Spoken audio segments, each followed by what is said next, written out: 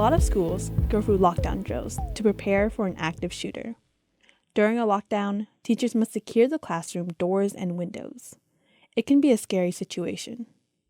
At Franklin High School in Seattle, they found a way to address one of these security measures with art. RadioActive Celia Fergali has our story. One day, I was sitting in math class. I noticed the window on the door to the classroom was covered with an intricate piece of art.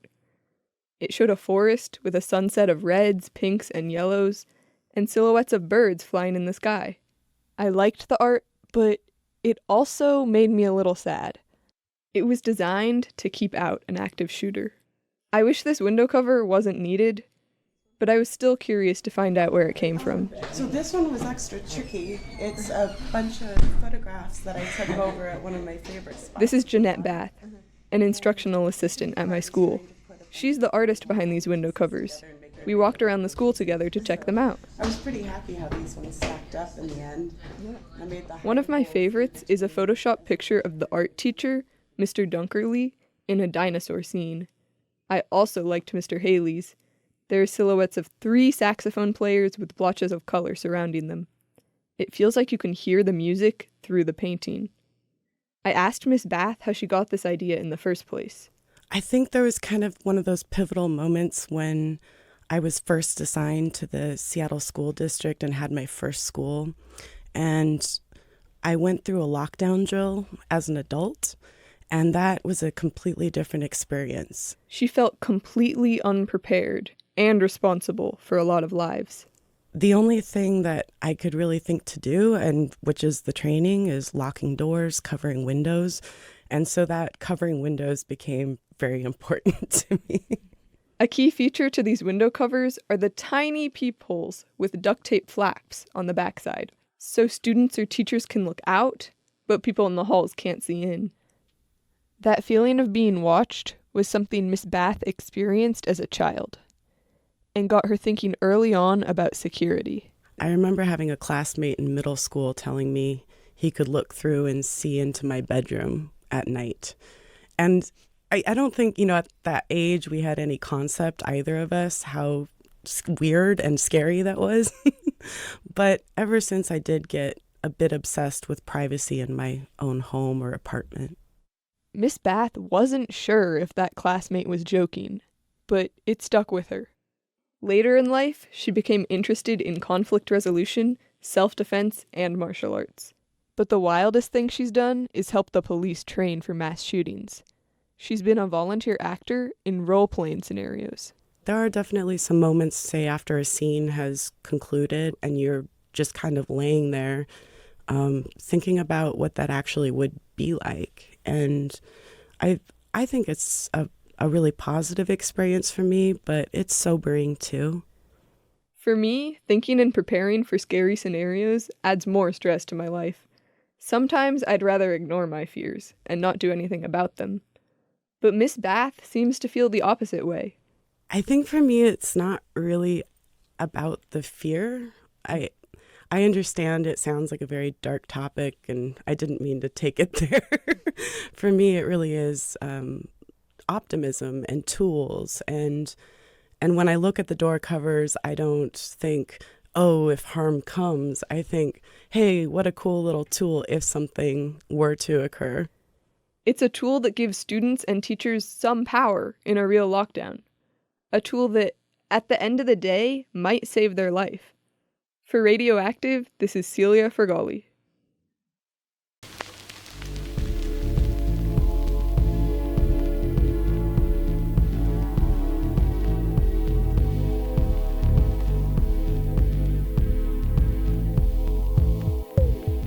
In Washington State alone, 143,000 students receive special education services. One of those students is RadioActive's Michael Schran, who shares what it's like to be a neurodiverse student in a neurotypical world. Hi, I'm a high school junior at West Seattle High School. I'm affected by a learning disability, but you wouldn't know it by looking at me. This means I need certain accommodations to keep me up to speed.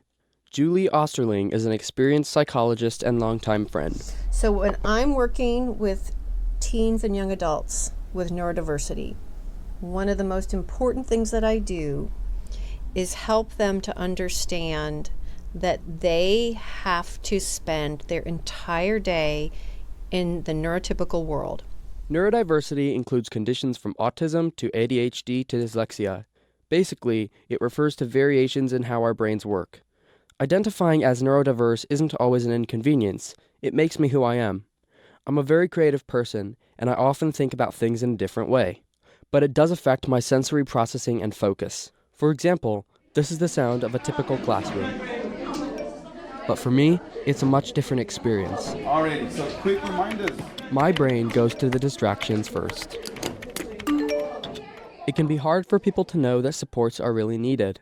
Back when we were still discovering my differences, I was too young to have much of a voice for myself. In my elementary experience, staff didn't know how to deal with my one-of-a-kind approach to work I didn't know how to handle. I would get upset, and the teacher used to put me in the closet with the light off, or even make me clean the walls in the lunchroom in front of the other students. Naturally, this made me angry and embarrassed. Here's Julie again. All day, they're getting the message that there is something wrong with them. This, says Julie, comes not from intentional discrimination, but rather from a lack of understanding about the particular student.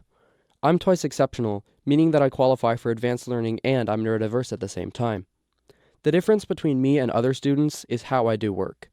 This is where issues arise because A lot of school people think you can be one or the other. They don't understand both. learning disability or difference often comes with a high level of creativity and curiosity as well. I even have a weird YouTube channel dedicated to, of all things, my hubcap collection. We have a hubcap here. It is on a tire. Oh yeah, this tire. Academics, on the other hand, only keep my attention if it's something that interests me.